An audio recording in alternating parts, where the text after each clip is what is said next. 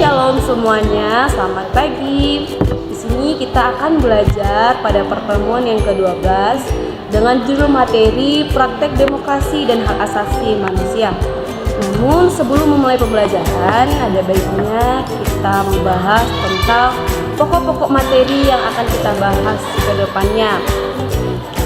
Poin yang pertama yaitu demokrasi dan hak asasi manusia di Indonesia. Nah, pada materi ini kita akan membahas tentang garis besar seperti apa perwujudan dari demokrasi dan hak asasi manusia di Indonesia.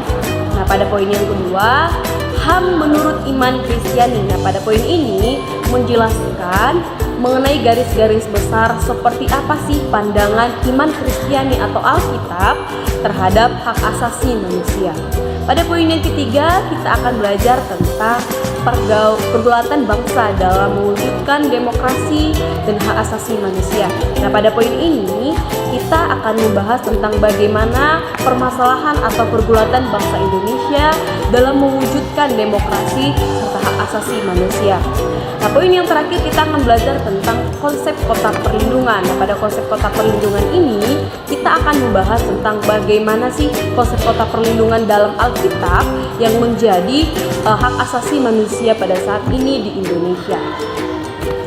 Nah, kita masuk ke dalam poin yang pertama, demokrasi dan hak asasi manusia di Indonesia.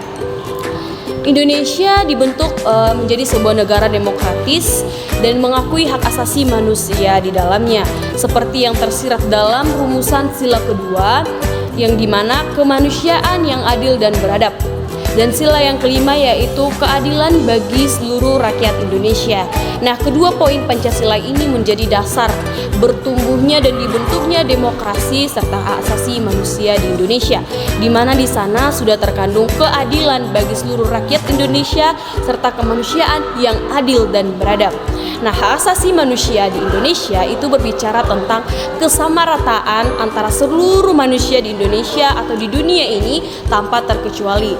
Dari kedua poin tersebut dikatakan bahwa keadilan bagi seluruh rakyat Indonesia, yang artinya seluruh manusia atau rakyat di Indonesia memiliki hak yang sama, yaitu sebagai manusia yang memiliki beberapa hak untuk hidup, hak untuk bernafas, dan hak yang lain sebagainya.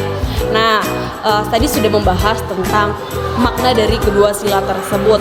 Nah, di sini juga sudah mencakup beberapa ayat-ayat yang berkaitan dengan asasi manusia. Ini juga sudah tertulis dalam Deklarasi Universal Hak Asasi Manusia dan sudah disahkan di Indonesia, berlaku hingga saat ini juga. Selanjutnya kita akan membahas konsep dasar dalam iman Kristen. Hak asasi manusia adalah anugerah Allah dalam hidup manusia.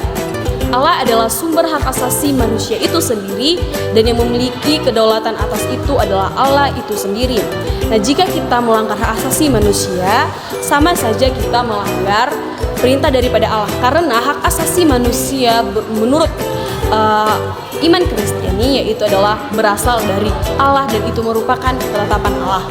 Nah, yang kedua ada poin yang tersirat di sini, citra Allah pada diri setiap manusia. Apa sih yang dimaksud tentang citra Allah dalam diri setiap manusia ini? Nah, pada Kejadian 1 ayat ke-26 dikatakan manusia diciptakan menurut gambar dan rupanya.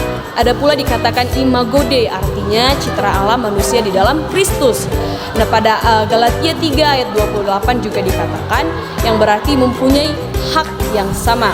Nah, kita belajar dari Kejadian 1 ayat 26 ini. Dikatakan tadi bahwa manusia diciptakan menurut gambar dan rupanya Allah. Jadi, hak asasi manusia ini itu tidak membeda-bedakan antara manusia kaya, manusia miskin, ataupun yang lain sebagainya. Semua setara dan segambar serta serupa dengan Allah. Itu sudah menjadi mutlak dalam Kejadian 1 ayat yang ke-26 dan dalam imago Dei, citra Allah adalah manusia. Nah, jadi kita sebagai manusia yang hidup di Indonesia, kita harus mengamalkan hak asasi manusia itu sebagaimana yang sudah diamalkan atau dimutlakan oleh Tuhan, bahwa manusia itu segambar dan serupa dengan Allah. Semua manusia, ya, tidak ada pembedaan antara manusia yang satu dengan manusia yang lain. Itulah hak asasi manusia ini timbul di Indonesia untuk membentuk kesetaraan, keadilan antar sesama manusia. Nah, yang selanjutnya kita akan membahas tentang pergulatan bangsa dalam mewujudkan demokrasi dan hak asasi manusia. Nah, tentunya dalam pembentukan atau pewujudan demokrasi serta hak asasi manusia di Indonesia itu butuh proses, itu butuh jenjang-jenjang yang berurutan, butuh waktu, tidak semulus dan tidak semutlak itu. Sebelum dibentuk, ada beberapa timbul konflik mengenai hak asasi manusia di antara tokoh-tokoh Indonesia. Artinya ada beberapa praktek-praktek hak asasi manusia di negara kita yang memang masih jauh dari yang kita idam-idamkan, sehingga memang menimbulkan beberapa perbedaan pendapat, sehingga menimbulkan konflik. Nah, ini membuat perwujudan hak asasi manusia itu sangat lama terwujud dan tersahkan di Indonesia. Pemerintah juga sebelumnya sudah mewujudkan tugasnya dalam memenuhi hak asasi bagi rakyat Indonesia, tetapi masih saja ada beberapa pelanggaran-pelanggaran hak asasi manusia yang terjadi di Indonesia. Artinya, setelah disahkan atau diwujudkan oleh pemerintah, rakyat Indonesia atau masyarakat di Indonesia masih sangat banyak sekali melakukan pelanggaran-pelanggaran hak asasi manusia tersebut. Nah, itu juga menimbulkan beberapa perbedaan pendapat dan konflik, sehingga itu perlu diperbaharui oleh pemerintah. Nah, itu yang menjadi pergulatan yang terjadi antara tokoh-tokoh di Indonesia dalam membentuk hak asasi manusia.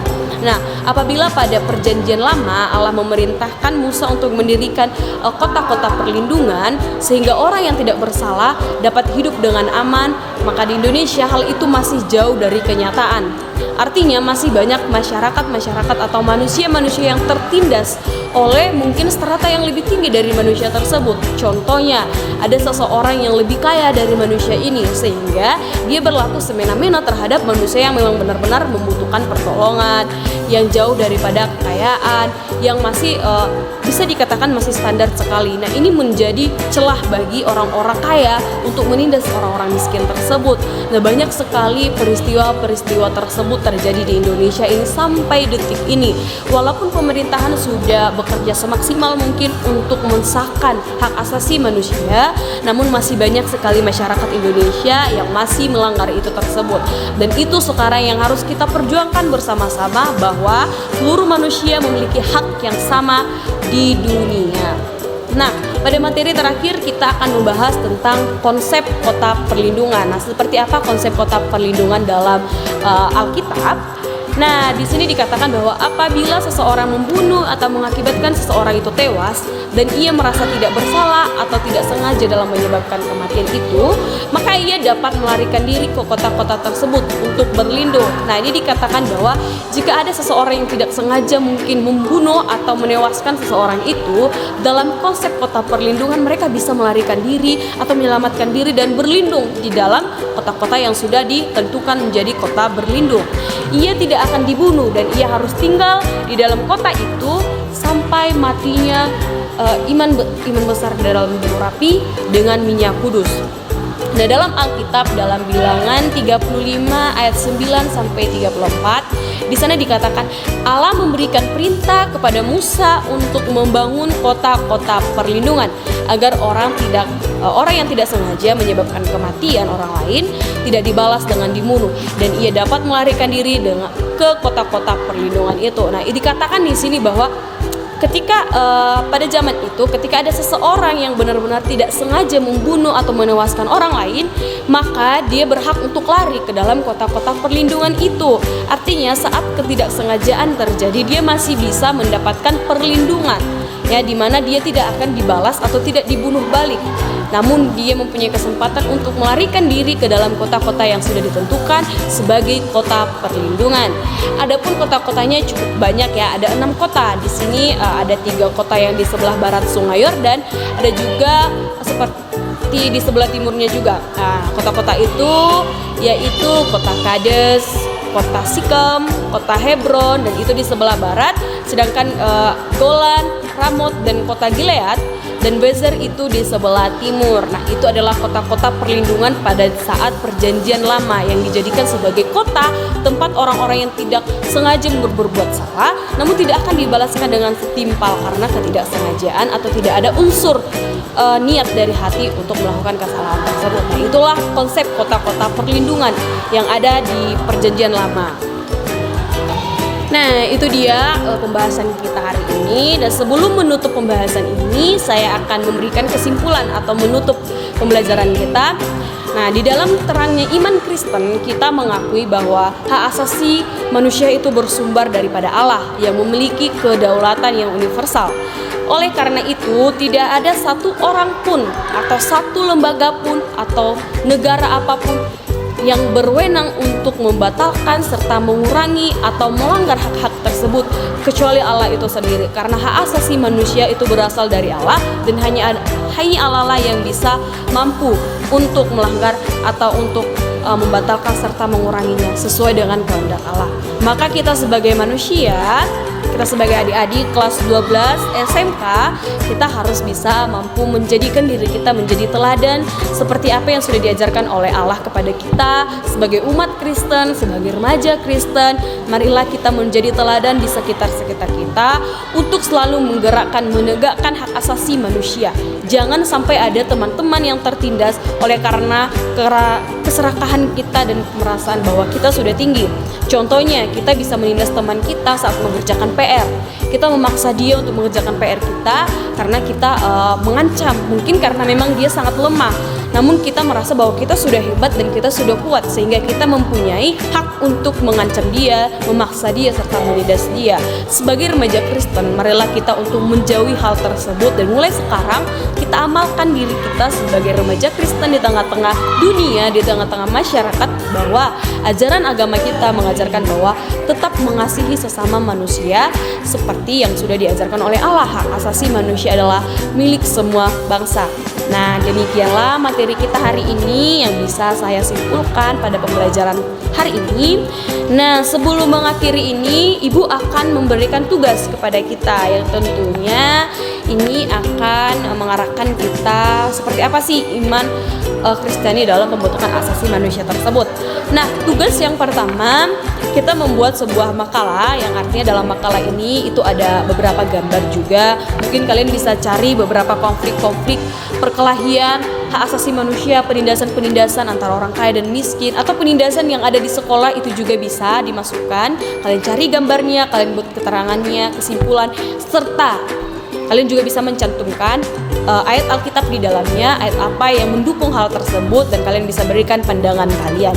Nah, tugas yang kedua, Ibu mau untuk minggu depan ada praktek seperti praktek drama yang dimana ada beberapa yang memerankan sebagai orang kaya, sebagai yang menindas, dan sebagai yang ditindas, dan ada juga nanti di akhir perannya ada yang memerankan untuk memberikan pandangan-pandangan Kristen, sehingga memang nanti setelah ada permasalahan maka ada solusi. Nah, itu akan menumbuhkan iman kita serta pengetahuan kita terhadap hak asasi manusia dalam pandangan iman Kristiani.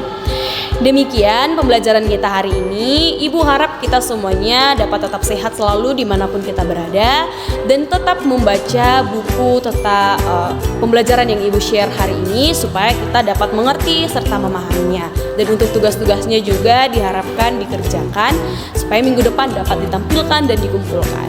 Sekian dari Ibu, terima kasih.